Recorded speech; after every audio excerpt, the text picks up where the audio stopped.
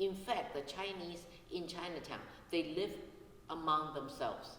They spoke the Cantonese language, they ate Chinese food, they practiced Chinese habits, including playing mahjong and so on and so forth. So they were actually marginalized and excluded. They weren't interacting a lot. But they have to, get a job, right? They have to work for someone to make money. They were entrepreneurs. They made their own jobs because they were not really allowed to do other jobs, including Mr. Tom Hom. He wanted to be a teacher, and people told him, you won't be hired. Teachers were not going to hire a person with color, a person who's yellow or brown. No. And they really help each other.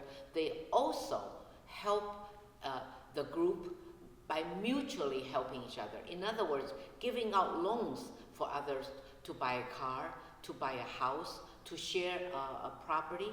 They didn't have enough money when they came. Many of the Chinese Vietnamese came with nothing, and they built with nothing to something. And that I really admire, very much so. In fact, because of that, I began to try to understand the Chinese Americans that came earlier in the 1800s and 1900s. They came with nothing. They were coolies. They came with nothing, and they built the San Francisco Chinatown. They built the San Diego Chinatown. They built Mexicali. They built a lot of places. They built Tijuana.